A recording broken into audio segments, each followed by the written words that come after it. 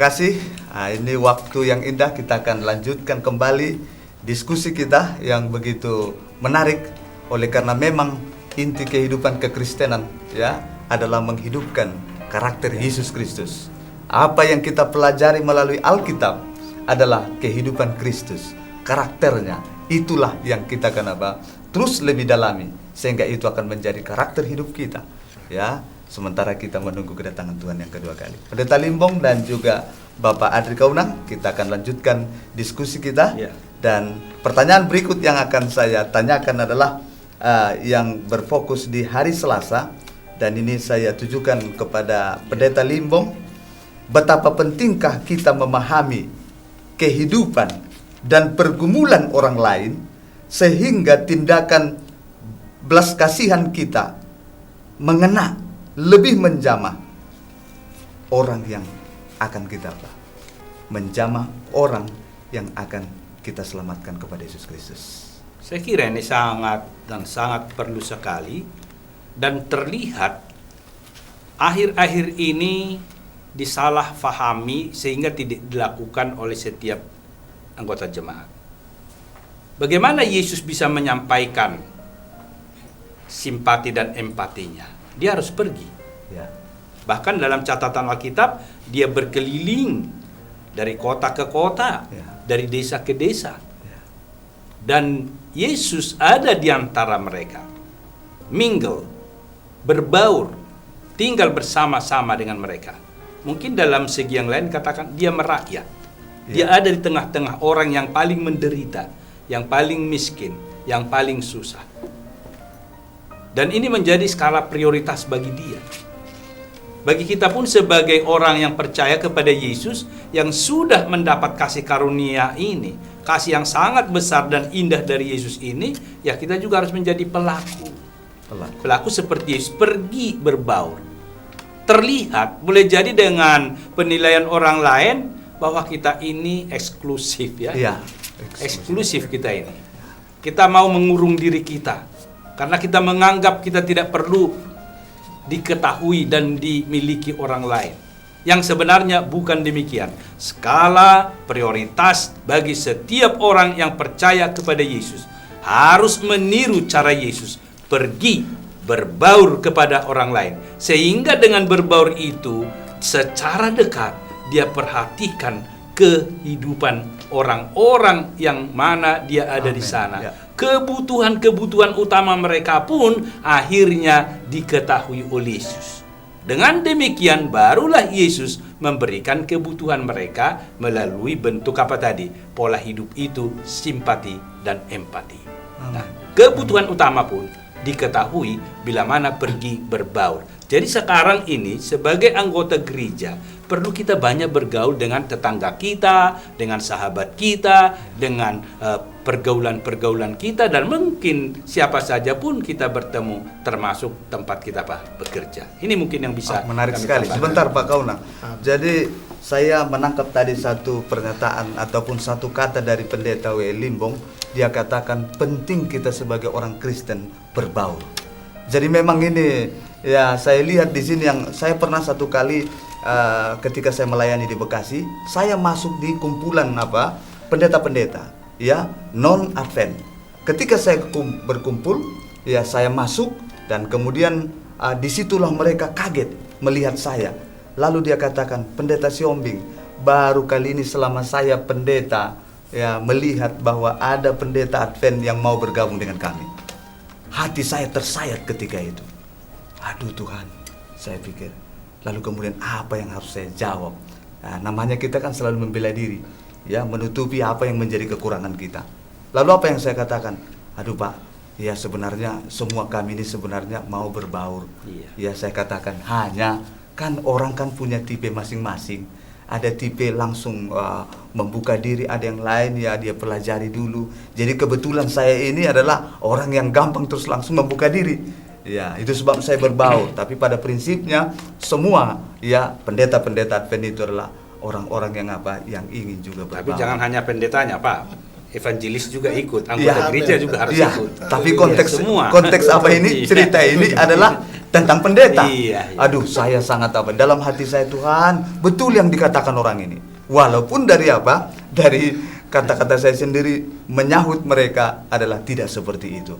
Ya, dan disitulah saya tahu. Ya, disitulah saya artinya bisa memperkenalkan Yesus Kristus. Disitulah saya bisa menyatakan bagaimana sebenarnya apa kehidupan daripada orang Advent. Ya, dan bahkan melalui itu juga saya bisa saling berkoordinasi, saling melengkapi dalam pelayanan. Bayangkan kalau saya mau katakan Pendeta Limbong, gereja yang ada di Narogong itu, ya, itu adalah hasil, ya, karena saya berbaur dengan pendeta-pendeta orang luar, yaitu ada namanya Pendeta Handoyo, ya, dan dia adalah gembala jemaat Mawar Sarun ada di sana, dan kemudian istrinya Boris Silitonga, dan selalu saya lawat. Rupanya Bapak Handoyo sakit. Ketika dia sakit saya lawat terus. Pada akhirnya habislah anggotanya, tinggal 3 keluarga. Lalu kemudian mau ditutup dengan tempat kebaktian ini. Ada 200 meter bangunan itu yang mereka pakai selama ini aman berbakti. Itulah yang ada di Narogong sekarang. Pada akhirnya saya katakan ya tetaplah ini kita teruskan tempat ibadah. Biarlah anggota-anggota kita dari gereja Narogong ke sini. Akhirnya dia berikan. Dan tidak lama kemudian beli saja ini rumah. Tidak ada uang kami, cicil.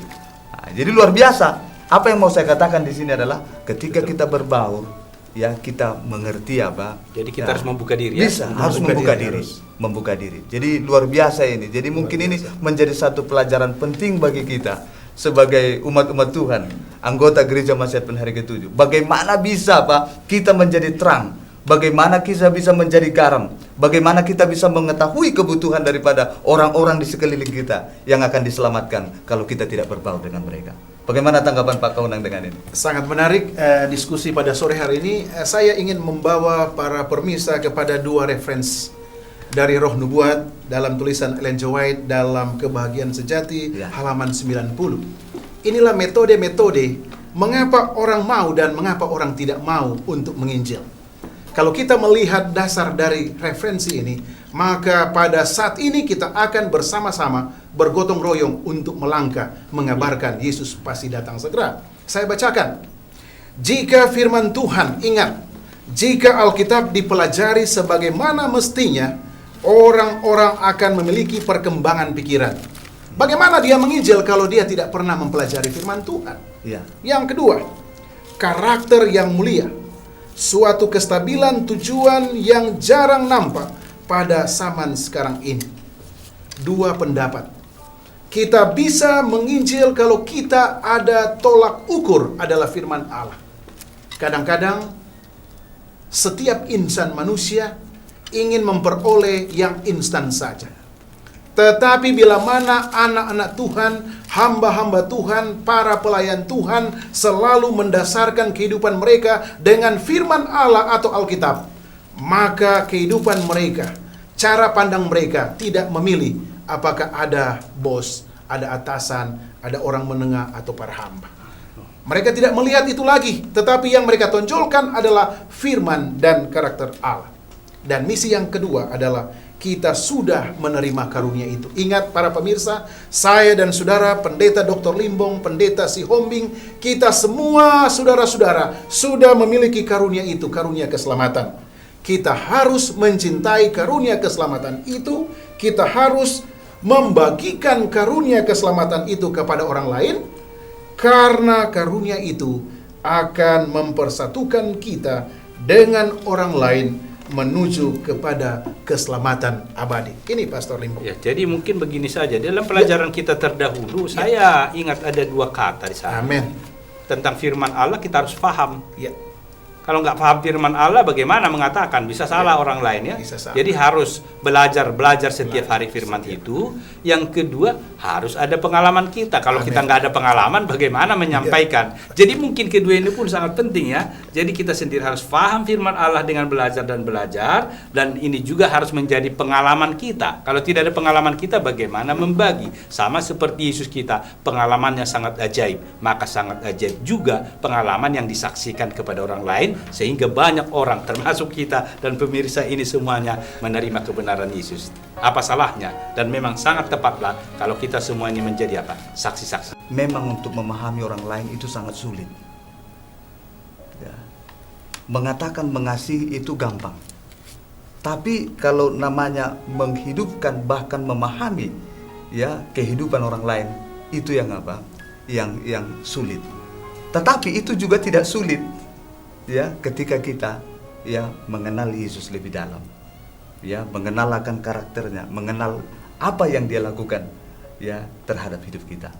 Itu sebabnya kalau kita lihat sebenarnya ya di dalam kehidupan Kristus sendiri ya bagaimana ya artinya Yesus itu turun begitu jauh agar bisa mengambil rupa kita, agar bisa dia memahami kehidupan kita.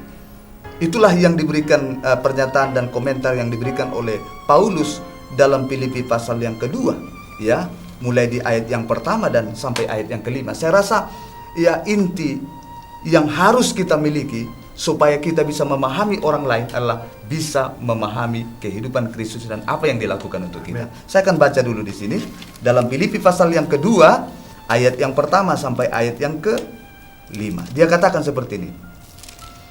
Jadi karena dalam Kristus ada nasihat, ada penghiburan kasih, ada persekutuan roh, ada kasih mesra dan belas kasihan. Amin. Jadi sebenarnya kehidupan berbelas kasihan dan memahami kebutuhan orang lain adalah apa? Kehidupan Kristus sendiri. Jadi tidak akan pernah kita dapat apa? Memahami ya kehidupan orang lain sebelum kita hidup di dalam Yesus Itulah yang Kristus. mungkin yang dikatakan oleh Yesus ya pada Yohanes 10:16. Ya. Masih banyak domba-dombaku yang bukan di kandang ini. Ya. Artinya di tempat lain yang kita harus tuntun bawa. Dan Ya. mereka mendengar suara itu. Hanya bagaimana kita pergi Ya. mencari mereka untuk membawa pulang. Ya. Jadi Yesus sendiri pun rupanya tidak hanya mengkhotbahkan, tidak mengajarkan, tapi dia sendiri sudah apa? Sudah melakukan membawa pulang itu. Ya. Jadi kita lanjutkanlah. Jadi saya kira ini sangat penting kepada kita semuanya sebagai pengikut Yesus. Inilah saatnya. Saatnya kita membuka diri supaya kita pergi berbaur dengan mereka, menjadi saksi-saksi dari Yesus tentang pemahaman kita tentang firman Tuhan, pengalaman kita bagaimana Yesus menyelamatkan kita. Ya, saya lanjutkan dulu pernyataan Paulus ini. Amin. Lalu kemudian di ayat yang kedua dia katakan, karena itu sempurnakanlah sukacitaku dengan ini. Ya. Hendaklah kamu sehati sepikir dalam satu kasih, satu jiwa, satu tujuan, dengan tidak mencari kepentingan sendiri atau pujian yang sia-sia. Sebaliknya hendaklah dengan rendah hati yang seorang menganggap yang lain lebih utama daripada dirinya sendiri. Artinya kalau kita mau ingin memahami orang lain, kita harus kadang-kadang ya mengorbankan kita punya diri, ya, kehormatan kita. Lalu kemudian ayat yang keempat, ya, dan janganlah tiap-tiap orang hanya memperhatikan kepentingannya sendiri, tetapi kepentingan orang lain juga. Yang luar biasa sebenarnya di ayat yang kelima. Hendaklah kamu dalam hidupmu bersama menaruh pikiran dan perasaan yang terdapat juga dalam Kristus Yesus. Jadi yang paling utama adalah bagaimana agar kita menaruh pikiran dan perasaan yang terdapat juga dalam Kristus Yesus. Bagaimana perasaan dan pikiran Yesus? Ayat yang ke-6 Paulus mengomentari, yang walaupun dalam rupa Allah tidak menganggap kesetaraan dengan Allah itu sebagai milik yang harus dipertahankan. Artinya untuk memahami kita, Yesus harus bersedia mengorbankan kehormatannya di sorga, turun ke dunia ini. Ini artinya ya kadangkala oleh karena status sosial, oleh karena jabatan kita dan lain sebagainya, membuat kita kadang-kadang enggan, bahkan juga tidak bisa masuk memahami perasaan kebutuhan orang lain. Lalu kemudian yang ayat yang ke-7, melainkan ia mengosongkan dirinya sendiri. Jadi mengosongkan diri ini memang tidak gampang ini, ya. Seringkali ya sangat sulit melakukan ini. Tetapi Yesus di samping dia tidak mempertahankan kealahannya, dia tinggalkan tata sorga dan kemudian turun ke dunia ini, ya, kemudian mengosongkan dirinya sendiri dan kemudian dia katakan dan mengambil rupa sebagai seorang hamba. Nah, ini tidak gampang, ya. Saya sering katakan Pak Kaunang di khotbah saya, jangankan mengambil rupa yang serajaan. Ini Allah kan mengambil rupa kita bagaikan langit dan bumi, pencipta dengan ciptaan. Ciptaan itu pun yang jatuh ke dalam dosa. Bagaimana mengambil rupanya? Tidak bisa, kecuali kita mengorbankan, mengosongkan, tidak mempertahankan apa yang kita miliki, sebagaimana Kristus, ya. Dan kemudian saya katakan, orang yang di lampu merah kan sama-sama orang berdosa kita, Pak. Tapi belum tentu saya mampu. Apabila dikatakan orang pendeta Siombing, pakai pakaian orang yang kumal, yang peminta-minta ini, ya, belum tentu saya mampu menggantikan pakaian saya pakai pakaian dia. Padahal itu kita masih satu derajat. Tapi Yesus lakukan luar biasa, ya. Dan kemudian apa dia katakan? Dan menjadi sama dengan manusia. Nah, ini sudah mulai memahami kita. Kalau kita sudah masuk ke dalam orang lain, kehidupan orang lain, kita akan dapat memahami dia. Ayat yang ke-8. Dan dalam keadaan sebagai manusia, ia telah merendahkan dirinya dan taat sampai mati, bahkan sampai mati di kayu salib. Ini luar biasa. Kalau begitu perlu kita simak ini. Ya, merendahkan hati, merendahkan diri. Ya. Mengambil rupa manusia, kita sudah rupa manusia, harus lebih rendah lagi, gitu ya. Makanya Yesus katakan lebih berbahagialah orang yang merendahkan hati akan ditinggikan. Ya. Jadi ini suatu hal yang penting saya kira sekarang ini. Ya. Kalau mau memperbanyak, ya, orang-orang yang mau pergi menginjil, begitu juga supaya lebih luas lagi jangkauannya, perlu kerendahan hati ini, Pak. Perlu kerendahan hati. Kalau nggak rendah hati, dia akan atur waktunya dan batasi waktu. Tapi kalau sudah rendah hati, apapun dibutuhkan kita, Pak, seperti tadi simpati dan empati itu akan dia laksanakan. Iya. Tapi intinya adalah ketika dia mengambil mengorbankan segala kemuliaannya, kehormatannya, dan kemudian mengambil rupa kita untuk memahami kita, tapi tujuannya semua oleh karena kasih. Dia mau menyelamatkan kita. Saya rasa apa yang dikatakan oleh Paulus ini, ketika kita sebagai umat Tuhan, ya, menaruh pikiran dan perasaan seperti yang terdapat dalam Kristus Yesus, bagaimana dia mengasihi kita, berbelas kasihan, mengorbankan segalanya, maka saya percaya, ya, bahwa kita pun ketika dia utus untuk membawa kabar keselamatan ini, kita pun harus melakukan seperti apa yang dia lakukan. Jadi luar biasa. Sebenarnya Pak Kaunang, belum apa-apa kalau sebenarnya kita renungkan kehidupan Kristus, apa yang dia lakukan kepada kita. Sebenarnya dengan pengorbanan, dengan penyelamatan yang diberikan, dia bayar dengan harga, Pak, lunas kehidupannya sendiri. Dia korbankan hidupnya. Sebenarnya belum ada apa-apa, Pak. Amin. Ketika kita persembahkan apapun kepada Yesus dalam pelayanan ini. Luar biasa sebenarnya kalau kita renungkan dengan baik. Baik. Oleh karena itu, pada saat ini, ya, jadi kehidupan di dalam memahami orang lain inilah sebenarnya melangkah kepada pelajaran hari Rabu dan hari Kamis.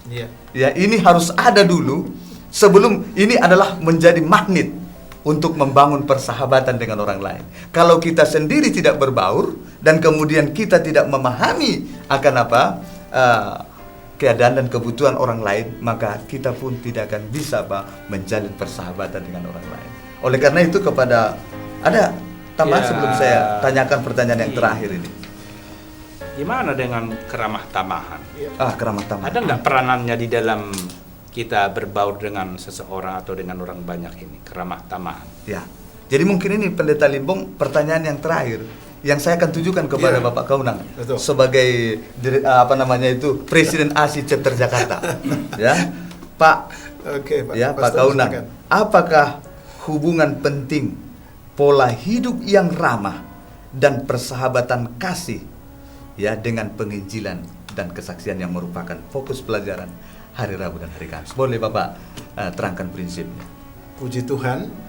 Dan tentunya metode yang kita pakai untuk menjawab pertanyaan tadi adalah sangat sederhana.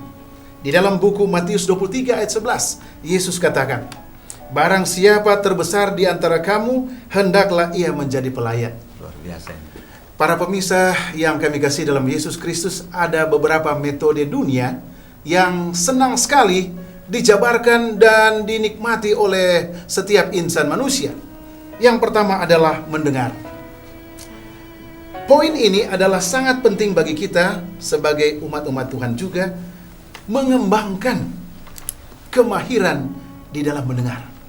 Bagaimana kita buat KPA? Bagaimana kita buat kelompok kecil? Ya. Kalau pada saat orang-orang yang kita undang membicarakan satu hal, langsung kita potong pembicaraan mereka. Ingat, Ya. mendengar adalah nomor satu. Yang kedua adalah seperti yang dikatakan oleh Pastor Limbong tadi, empati. Mengerti perasaan orang lain. Inilah ciri khas umat-umat yang sisa. Yang ketiga adalah penyembuhan. Bukan menyembuhkan penyakit mereka, tetapi menyembuhkan masalah-masalah yang mereka hadapi. Baik masalah keluarga, masalah bisnis, masalah pribadi, dan itu terjadi zaman modern kita saat ini. Banyak sekali perusahaan-perusahaan yang men-PHK orang. Tugas kita sebagai umat-umat Allah adalah menyembuhkan penyakit PHK itu dan banyak masalah lain. Yang berikut adalah mawas diri. Rasul Paulus menekankan hal ini, walaupun dia bergaul dengan orang-orang yang tidak beriman kepada Allah, dia tetap konsisten di dalam etika, peraturan, aturan-aturan gereja. Ingat, tidak boleh sembarang kita melangkah dan berbaur, dan menjadi tolak ukur adalah orang-orang yang kita injili. Yang berikut membujuk, membangun suatu konsensus bahwa hanya kuasa Allah, metode Yesus yang sanggup membawa umat-umat yang kita injili untuk masuk ke dalam kerajaan sorga. Dan yang terakhir adalah komitmen pada pertumbuhan seseorang. Ingat, saya dan saudara saat ini adalah murid, bukan pramurid. Beda ya, pramurid adalah orang yang masih mau mencari tahu. Saya dan saudara adalah murid-murid, dan tanggung jawab murid adalah satu hal yang luar biasa beratnya bila kita mengandalkan cara pikir kita secara rasional manusia. Tetapi Sakaria 4 ayat 6 mengatakan, bukan dengan keperkasaan, bukan dengan kekuatan kita, tetapi Roh Kudus. Dari tingkat GC, dari tingkat uni dan sampai ke gereja-gereja. Bila mana kita mengandalkan ego manusia, maka keselamatan banyak orang tidak bisa kita capai dengan kata-kata dan teori. Ini yang perlu kita pecahkan secara umat yang sisa. Ingat, tidak boleh menggunakan rasional secara manusia berdosa. Tetapi yang Yesus ingatkan bagi kita dalam buku Matius 23 ayat 11, turunkanlah ego kita. Karena bila mana kita menggunakan metode ini, maka kerajaan surga milik kita. Karena Amin. konsep ini adalah konsep Juru Selamat. Itu dulu Pastor Xiaomi. Jadi luar biasa ya. Kalau Haleluya. kita Praise the Lord. lanjutkan sebelum mungkin Pendeta Limbong menambahkan, memang pola kehidupan yang ramah ini adalah harus menjadi ciri khas daripada umat Tuhan, anggota Gereja Masyarakat Penari ke-7. Saya seringkali Pak terpesona ketika saya pergi ke kantor-kantor, ya terutamalah ke Bank Mandiri, ke BCA. Begitu saya datang, wah sudah disambut dengan senyuman, dengan keramah tamahan. Lalu kemudian ada yang perlu dibantu Pak. Ya. Jadi kemudian terus sampai apa saja mau saya kerja dituntun sampai selesai. Sesudah selesai saya nanti dengan apa itu, lalu dikatakan oleh apa itu pelayannya itu, masih ada Pak yang perlu saya bantu. Luar biasa. Apa namanya itu, kehidupan yang ramah ini. Dan kalau saya bandingkan, coba kadang-kadang saya bingung ketika kita pergi ke kantor-kantor rohani, ya kadang-kadang lewat kita, mudah-mudahan kita disapa. Ya, kadang-kadang yang terjadi adalah, waduh, apa namanya itu, tidak kita lihat apa namanya kehidupan yang ramah itu. Jadi bagaimanalah kita memberitakan Injil, kemudian menceritakan tentang kebesaran kasih Yesus Kristus, sementara kita yang membawakan pekabaran ini tidak ada senyum.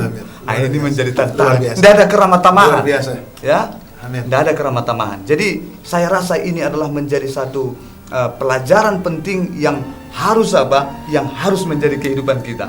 Karena tidak bisa dipungkiri, orang yang ramah identik dengan orang yang banyak punya sahabat.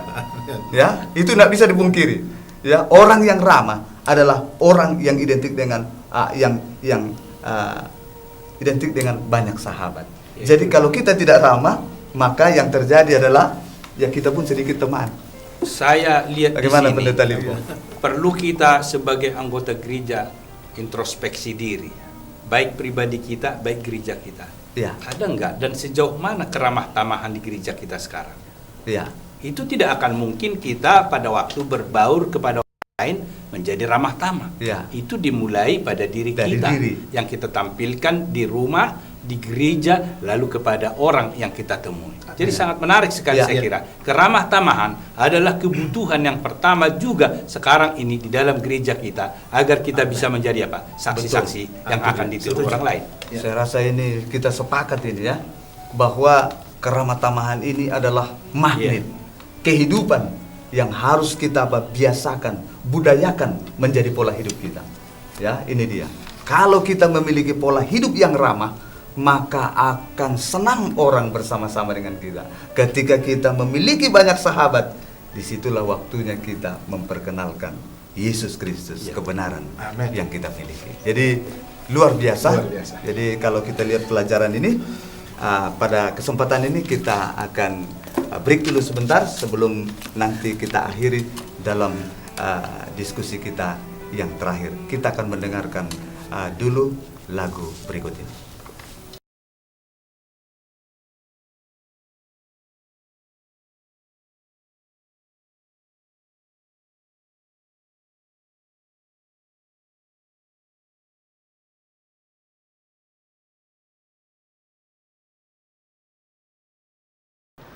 I